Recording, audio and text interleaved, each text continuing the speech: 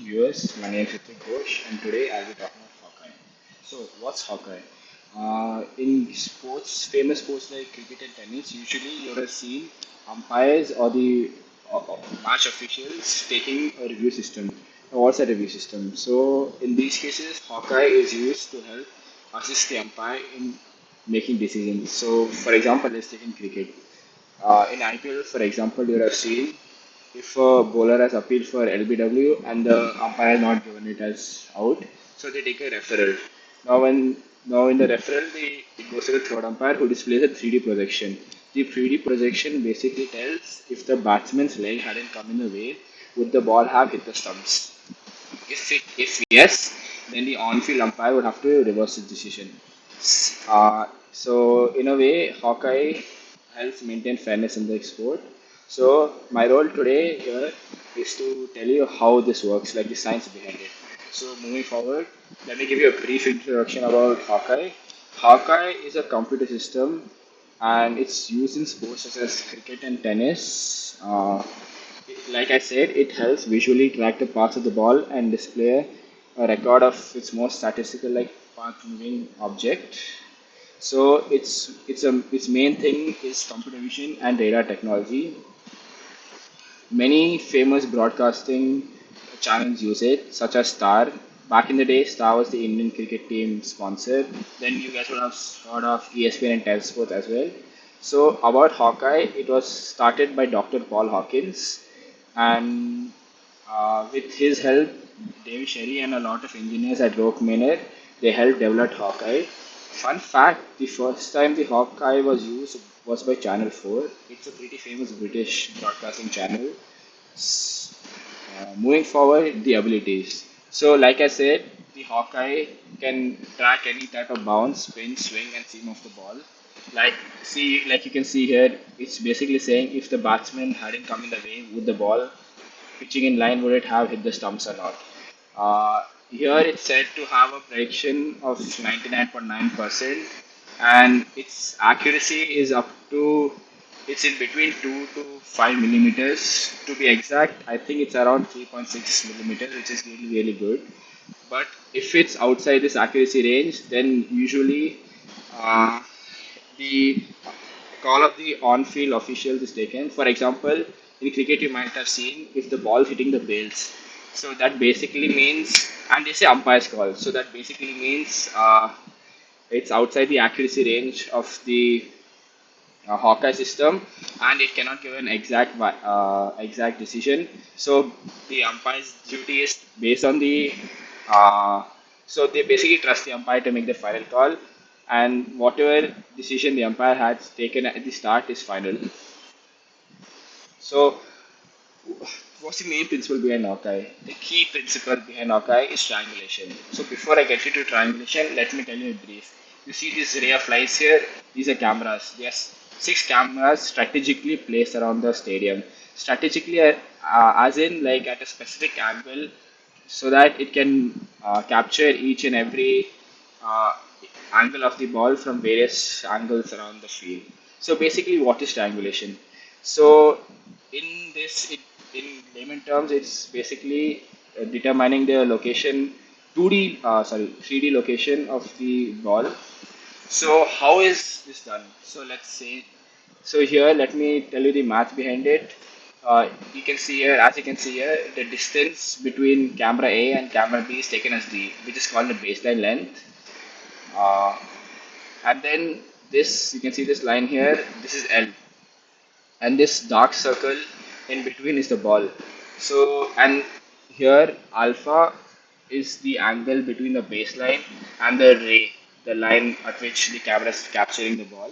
So here alpha beta. So here basically using this formula we can find the coordinates of 3D coordinates of the ball. So in short, basically triangulation is you based on the cameras basically take a lot of pictures, frame wise a lot of pictures of the ball, and then they get the 2D location. But to make a 3D projection you need 3D coordinates as well, right? So triangulation converts the 2D coordinates into the 3D coordinates using the pictures and this math formula. So what's the technology? So Hawker has basic two inputs. Like I said, in this these six height high-tech, high-speed capturing cameras around the stadium and the speed of the ball. So you must be thinking, why do we need the speed of the ball? Aren't the cameras fine? So let me tell after this. So Hawkeye incorporates both image analysis and as well as radar technology. Now, if we compare with the speed of the ball, that speed of the ball is basically the radar analysis part. So uh, basically, Hawkeye, in fact, would have been done basically using image analysis only, like only computer vision, but it would have been highly inaccurate. So, what does radar technology do? Radar technology basically reduces the accuracy. How does it do it? So, unlike cameras which process multiple frames to calculate speed, radar provides an instantaneous speed based on reading the movement of the ball, or based when it's released. But how does it do it? It does it using sensors. So, but you must be thinking, what's the difference? We can calculate the speed based on the different frames, right? But do you know the frames don't keep? So, in reality, what happens when the ball is released? The speed, like in theory, we would have learned just use equations, right? But that doesn't work. You have to take in mind the air resistance, drag, and a lot of other magnetic effect and all a lot of stuff. So if we use a sensor, if we use the sensor like the speed of the ball using radar technology, then it takes in mind the air resistance. It yeah, keeps in mind the air resistance. That way it helps us calculate the speed of the ball. But if we had done that using the image analysis, basically finding the speed based on the different frames, it would have just given you the ideal speed, which would have been highly inaccurate. Here in radar technology, we take the real speed, which takes in effect the effects of air resistance, drag, etc. So you're getting a much higher accurate decision. So moving forward, this here is the specifications of the cameras. Six GI monochrome cameras. Basically, they're high-tech cameras which can see record high-speed balls. Then it has a 120 megahertz frame rate. Since I told you it has to track the ball, so it has to take a lot of frames, like a lot of pictures in a lot of frames. Hence, it needs a high frame rate.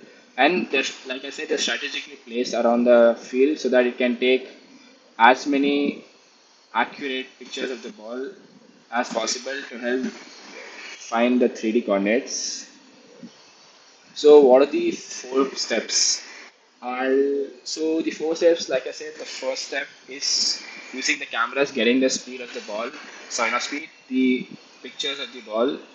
Then once you capture the ball, uh, the system on its own while capturing finds out the 2D location. With the help of triangulation, we get to know the 3D coordinates of the ball. Sorry. Once we get to know the 3D coordinates of the ball, we use the Kalman filter. So what does Kalman filter do? Kalman filter basically eliminates the noise. But what's noise? Here, like, so basically, triangulation is how do I put it? It takes the raw uh,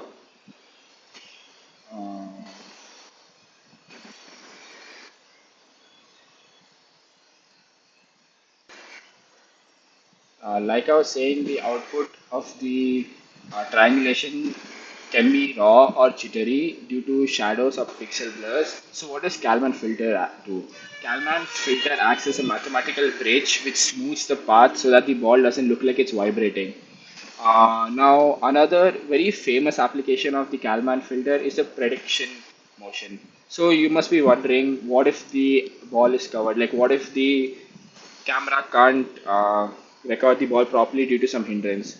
Hindrance, as in, let's take an example. Suppose the camera is placed in such a way, and while the bowler is bowling and he's released the ball, at some particular point of the journey of the ball, the bowler has covered the ball.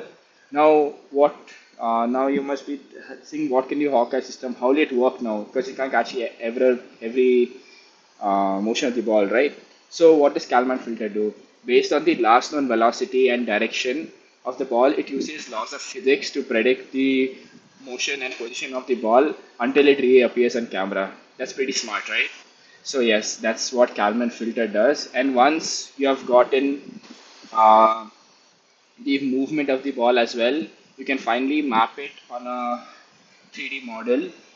So Now that I've told you about how the Kalman filter and everything works, in brief, I'll tell you what actually the image analysis part of the um, of Hawkeye system. So, like I told you, the core of Hawkeye is computer vision system, and it's made better using radar technology.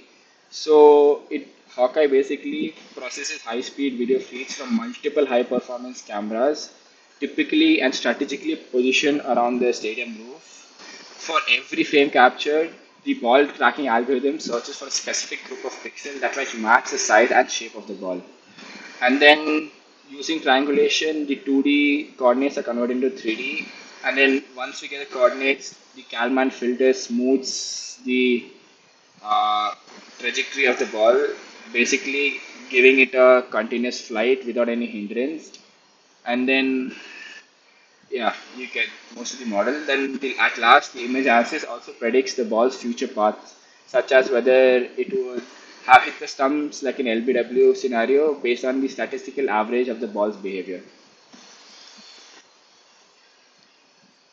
Uh, Now the cameras are using two sets and a multi-channel frame grabber handles each set of cameras. The image captured are then processed by software to produce a 3D image, and this is updated 100 times every second. Here, this part is very important. Let me explain why. Normally, it would be fine. Like, since it is live streamed, you gotta keep updating those frames. And since the ball moves very fast, you need a lot of frames and you have to update it really quickly. Since this is a 2 or 3 second decision. Hence, this system is able to locate a ball in 3D and can predict the motion with a claimed accuracy of 5 millimeters. Like I said, it's in a range between 2 to 5 millimeters. To be accurate, it's around 3.6. So the system generates a graphic image of the ball path and playing area by using which umpire takes the decisions. But here it means, like in cricket, let me take an example. You have two umpires. Keeping the third umpire aside, he's a video assessing referee. There are two umpires. The one umpire who takes the LBW decisions, and the other umpire who takes the run-out decisions on the batsman side. So suppose you need. So yeah, these are the two angles of the cameras. So if you need to take a LBW decision, you will basically the system will generate a graphic image of the ball with respect to the first umpire's point of view, who is usually in front, who takes the LBW decisions. So this Hawkeye system is useful as the same data and the same graphic images can be used for television viewers and coaching staff. Coaching staff, what do you mean the coaching staff here? So, of course, not only for the viewers, but the athletes themselves can use this data to help improve their performance. And for television viewers, yeah, it's more entertaining and the crowd feels more involved in the decisions and helps build trust and maintain fairness in the sport. The applications. Like I said, the most famous applications are in cricket and tennis. Here you can see this is the Hawkeye of 6 balls bowled in over. Every ball has a different trajectory and it's clearly shown here. This, for example, the bowler can use this data to help improve his bowling. He can just see where the ball has like been balled, and based on this, he can see figure out his weak spots. Where should he bowl next time and such. In tennis is initially Hawkeye was built for cricket, but it was it's more used in tennis, and it became more common in tennis. In fact, 2021 onwards in the Australian Open, Hawkeye has the linesmen have been removed. Basically, linesmen used to make calls on field. They used to yell whether the ball is in or out since they used to stand next to the line. Now that Hawkeye is so advanced, they have removed all linesmen, and Hawkeye is the final decider. Hawkeye gives the final decision whether it's in or out. There are no officials involved in calling it as in or out. So yeah, that's one of the very interesting facts. Now let me move on to the before concluding. Let me move on to the advantages and disadvantages of Hawkeye. Now let's move to the advantages. It has superior accuracy. Of course, since it's a system with very high accuracy, people trust this, and it has an accuracy within 2.6 millimeters. Helps and hence it helps maintain fairness and impartiality in the game. It enhances fan engagement since the 3D reconstructions look very cool and it makes the audience feel more connected to the game. It can be used as player development since athletes can use this data to help improve their performance, and it helps maintain transparency since these replays are shown on the big screen to all the fans. So all the decisions there are transparent and you can't do any cheating.